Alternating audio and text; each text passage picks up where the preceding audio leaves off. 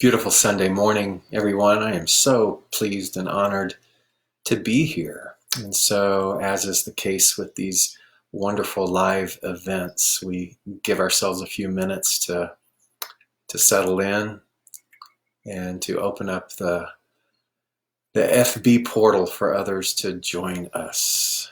Looks like the screen is doing some funny little jumping around, but let me know that you're coming in. And as you do come in, maybe even take a moment to tell me how the reception is for you and where you're tuning in from so we can let others know that we are here. I see my friend Lori is here. Lori, you're in Toronto, right? Um, welcome, welcome. Who else is joining us? And there's Audrey. Audrey, where are you tuning in from? Let me know. Let other people know where you're located. Thank you, Donna. I love my friend Donna. Audrey's in San Jose. Donna is right here in the Atlanta area. So welcome, welcome. It's funny, as I'm looking at the screen, it's doing a little matrix thing. It's going, bzz, bzz. So maybe that just means we got some high vibration stuff going on this morning. So it's a beautiful day here in Atlanta. I've got the window open, so you know what that means. That means that there will probably be some chainsaws or leaf blowers going off, but it's just so nice, and there's this gorgeous breeze blowing through the trees. So, and there's my beloved J. Ram. Good morning. Good morning. Good morning. All right. So, as we do, and as everybody is logging on, it's so valuable to take a few moments to acknowledge breath. Breath, the universal currency that gives us life. And so as we take a moment to play around with and intertwine with this currency, that gives us the chance to breathe a little deeper, to allow it in. So if you would, wherever you are, take a moment, take some deep breaths, allow this beauty to come in, and exhale slowly. Again, take some deep breaths. You might even want to pull your shoulders down away from your ears. It's a good way to tell the body, to communicate with the body that you are present and attuned and available. And so as we do all of this, let us continue to take some deep breaths in. And know this with me, that today that as we explore wisdom in all of its many forms, that the stuff that comes through is so pure and so divine and so specifically tailor-made for each and every one tuning in, that we all walk away with some wonderful gift, some amazing gift. I know that that is my intention for myself and for all of us and for us as a whole, that we all walk away more enriched after our brief time together here on Facebook Live. So if you know that with me, then again, accept that within the confines of the breath and allow that beauty now to collaborate and to move through us. So I was thinking and contemplating on what to share this morning. I kept going back to a Brene Brown story. Does everybody know who Brene Brown is? Are you familiar with her? She's a researcher, very famous now, very successful in terms of her many, many books that she's been putting out on the topic of vulnerability. And I've read pretty much everything that she's written, and one story continues to stand out. One story, and it's about her Meemaw, her grandmother. They grew up in Texas, and her Meemaw, when she was a young woman,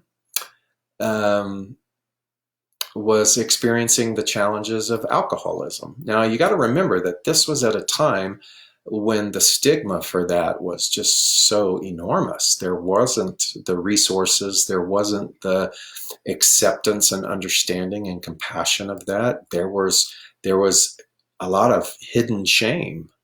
And so people who were dealing with alcoholism back then were really not only battling the addiction of that, but they were also battling the external condemnation that comes from people's misunderstandings and projections. So here she was, a young woman in Texas, battling alcoholism.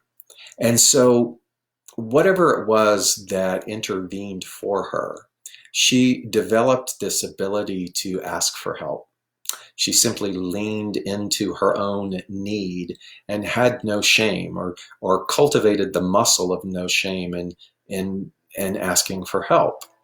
Brene Brown says that by the time she was born, her Meemaw had already gained sobriety and was doing so much better.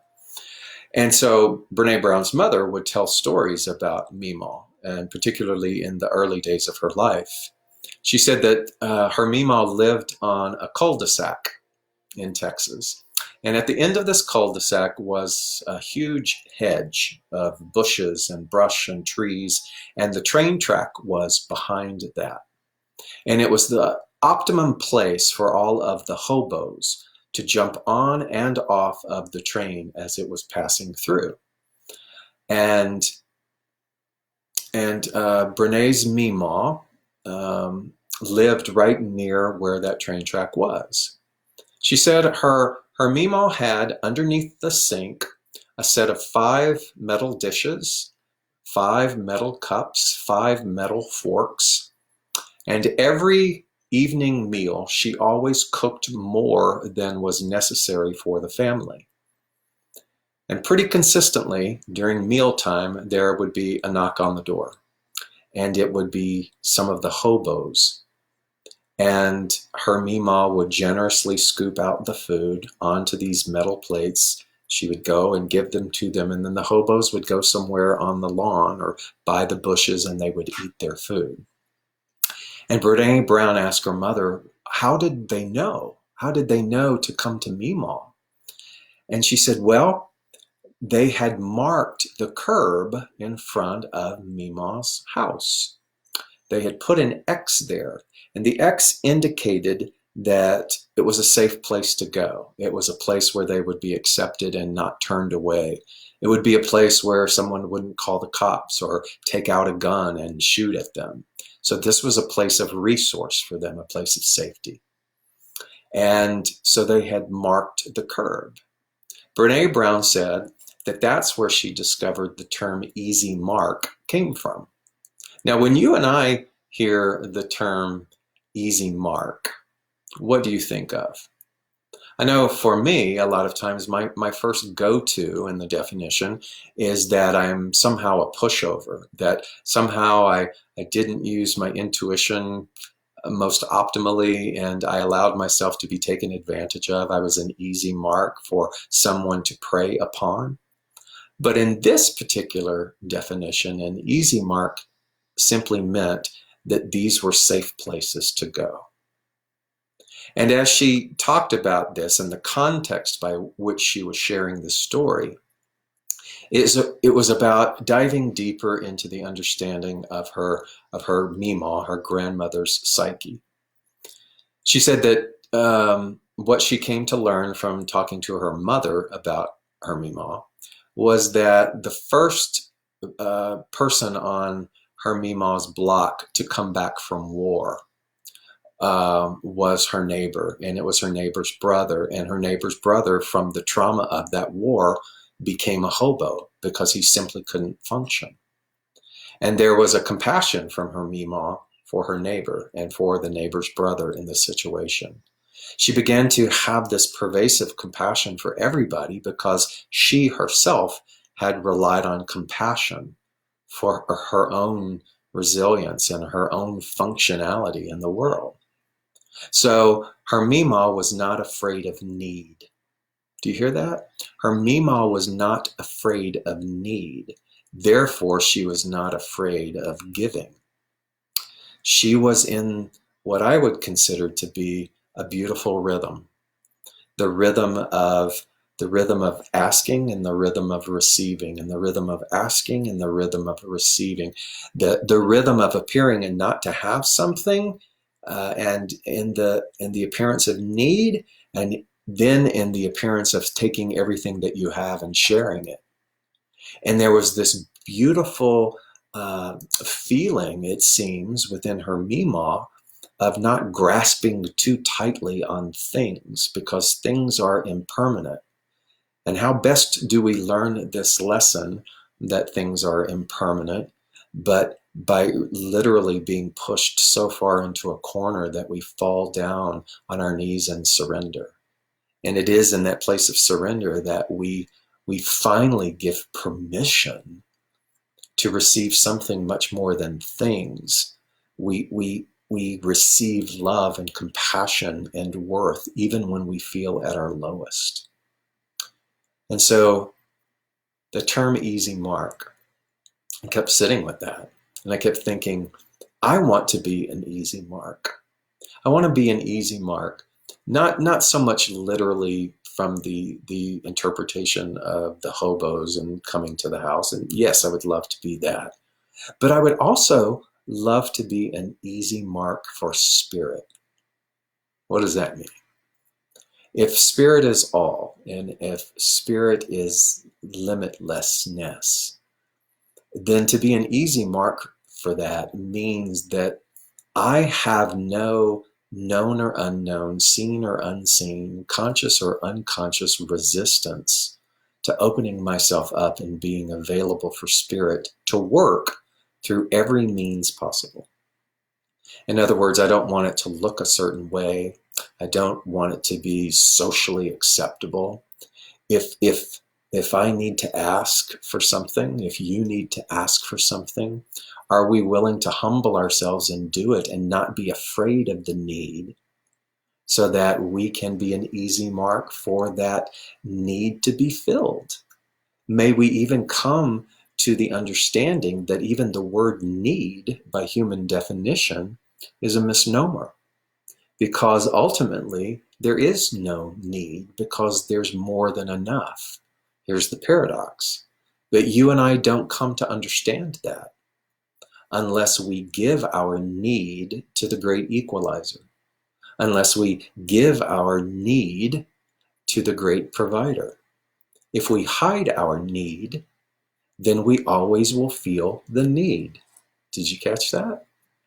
If we're ashamed of our need, our feelings of need, our fear of need, and we hide it, and we don't address it, then it becomes the predominant thing. But if we share our need, if we learn to ask for whatever that resource is, without judgment of self, and without judgment of the way in which it shows up, then this thing called need actually begins to dissolve. Did you follow that? So it's really about, it's really the conclusion actually that Brene Brown comes to, and what she said was that she was so afraid of her own need that she couldn't look need in the eye, meaning that there was always a judgment on people who seemed to be in need, or there was a judgment on people who seemed needy, and really it was a projection of her own self. And isn't that true for all of us? Isn't it true that whatever it is that we're judging, silently or vocally, is really some unexplored, unexpressed thing inside of us? So how do we apply something like this then? How do we become an easy mark for spirit to simply rain itself upon us and to let it do its magical work? So one way that seems to work for myself in times like this is to become curious. And by curious, I mean that when we come up against our fears, when we come up against our shame, when we become up against anything that seems to trigger or violate our well-being, then one of the best things that we can do is to become curious about that. So rather than hide it in the closet or turn our backs to it, invite it in. To become curious about what it is that we judge, to become curious about our own self-incrimination and why we do such things, to become curious as to why we judge so harshly of others. And when we're able to do that, we bring in compassion into the mix. We bring compassion into the classroom of understanding. And the more that we become curious as to why we do the things that we do, the more we're able to offer those things and to become an easy mark for Spirit to provide that which cleanses our shame, right? The more that we become curious as to our behaviors, as to the pattern behind our behaviors, the more that we're able to offer those things that we would like to shift to Spirit. And then we are assisted in grand and glorious ways and to be able to do that. So curiosity, to become curious about our actions, is one way to become more of an easy mark for Spirit to do its thing. The other thing is principle. By principle, it is the fundamental law of the universe. It is the principle behind all of life. That principle is this: as above, so below.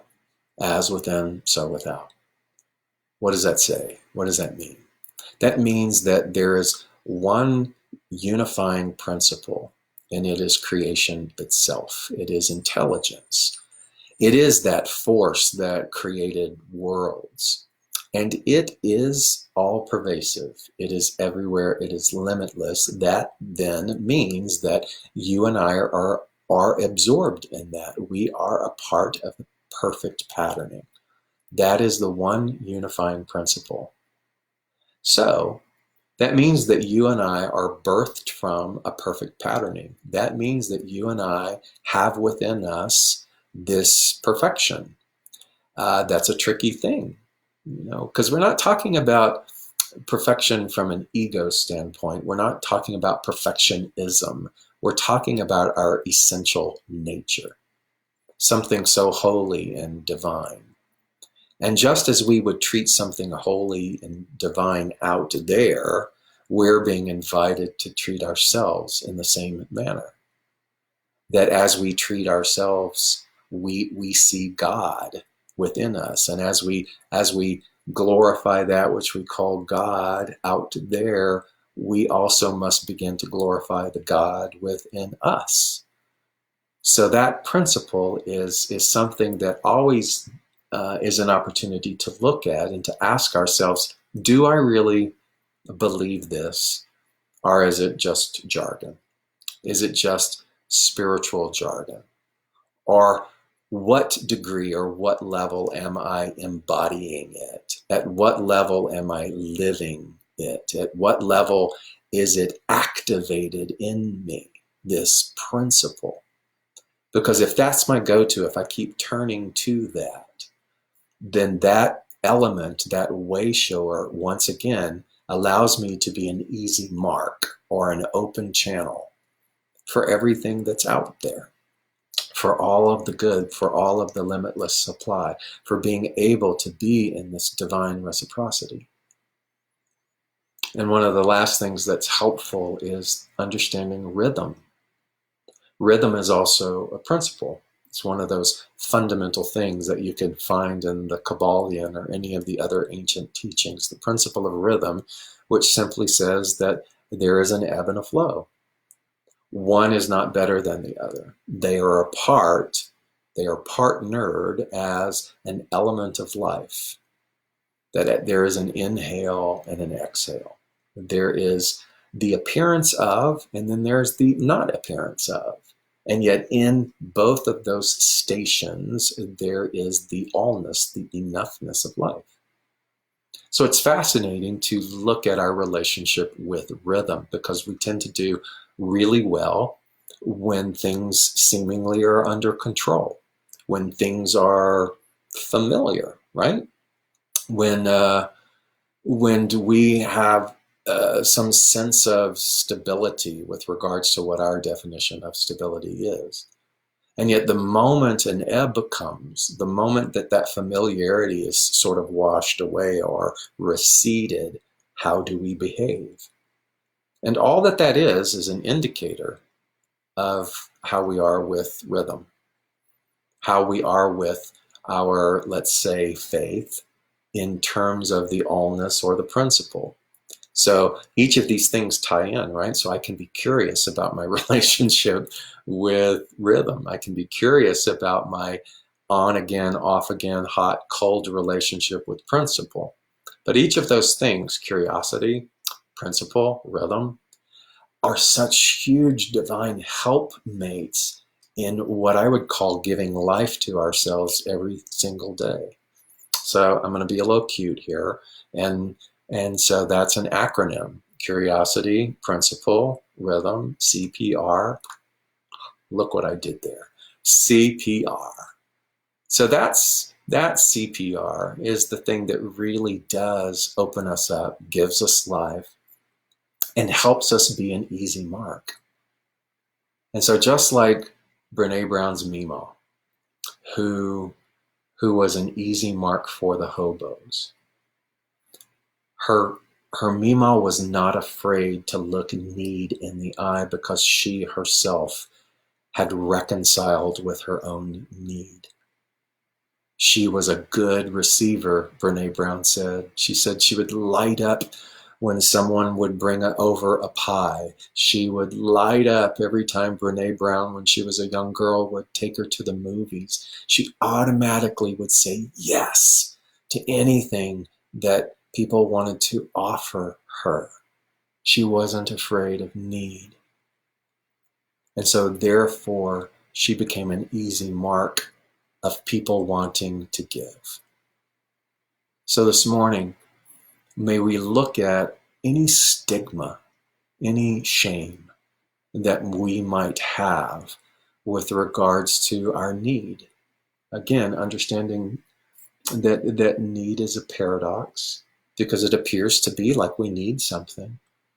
But if I'm going to push it away, if I'm going to be self-righteous, if I'm going to try to hide or mask it in terms of my spiritual superiority or effectiveness, then really what I'm doing is I'm just stoking the fire and making it stronger. Let us learn to share openly with the world, and in our abilities and our willingness to share open with the world. Those who don't want to look at it, that's their stuff. But those who do, we begin to operate in this beautiful dance. I know that I've come to appreciate this thing called neighborhood.com. It's a website that you can sign up on, put your address in, and it opens up this site where people who live in your area can request things, can sell things, can share information, public events, public notifications, that kind of stuff. And in the early stages of the pandemic, my lawnmower broke, and I didn't have the funds to be able to get it repaired. I changed the spark plug, I cleaned the air filter. None of those obvious things were working. And so it came down to that it was a carburetor issue beyond my skill set. And I called to see how much it was and how long it was going to take, and there was a backlog. And so I went to this website. I went to nextdoor.com, and I simply put out there that I needed someone to mow my yard, and how much, and for like a one-time thing until I could figure something out. I got a lot of responses, but the one that touched my heart the most was somebody I didn't know who said, "Hey, I'll come over and mow your yard for free, because that's how my mama raised me." And I thought that was so sweet, and I thought that was so tender and dear. And I didn't exactly do what Brene Brown's Meemaw probably would have done, was like, yeah, get on over here now. I did hire like a freshman in high school, this kid who was starting his own lawn mowing business, and I could afford the money to pay him. But I wrote this man back and I said, when this is all over, I said, I want to meet you. I want to meet you because you're my kind of people. Thank you so much. And we've had a few exchanges back and forth on nextdoor.com. But here's the thing, I would have maybe never met this person or had the opportunity to have that exchange had I not expressed my need. And so as we look at that today, as we avail ourselves of the opportunity for the good that is there, please, please, please don't forget that the good is there. Please don't forget about the infinite nature of life, that our only requirement is to be an easy mark for it. So we have to be able to turn and look at our shame. We have to be able to turn and look at the part of us that is resistant. We have to look at the part that has judgment on ourselves as being someone who feels that they need. We have to look at all of that so we can begin to allow it to soften, so that we can begin to share openly and freely where we are with all transparency. And we begin to know that by doing that, we open ourselves up for channels of good that we haven't even begun to think about, that haven't crossed our radar, that have not seemed like a viable possibility, only because we would not have been able to see them. It would not have been possible to register them inside of us because we simply weren't ready. We weren't a vibration for it. So let's begin to do that. Let's become curious. Let's reevaluate what our feelings are about principle. Let's understand and celebrate the nature of rhythm and know that anything that appears like an ebb is actually a wonderful opportunity to go back into the cosmic classroom, to review the curriculum, to remind ourselves what it is that we are and whose we are and what we are, so that we can be more channels for the good, for someone else's ebb, not just for when it's in a flow. So thank you again for joining me today. I actually look forward to our times together. And it's wonderful, it's beautiful to be here with you. Thank you so much. God bless. You'll take a closing breath with me. Let's do a prayer together. And that prayer is this: may we today allow ourselves to be a greater vessel, an easy mark for spirit. May it move and flow through us in ways unencumbered. May we not pinch ourselves off from allowing ourselves to give and to receive, to ask and to give, to be in this perfect, beautiful, universal reciprocity. May we allow ourselves to be sweetly surprised today by our participation in this. And may all beings be blessed. May all beings be happy. May all beings be at peace. And so it is. Ashe. Amen. Be well, my friends. Great love. If you want to support me in any way, I will put that information into this live stream feed, and you can check that out if you feel led. If you feel like this is something that someone you feel might benefit from, by all means, share it. Great love. Take care.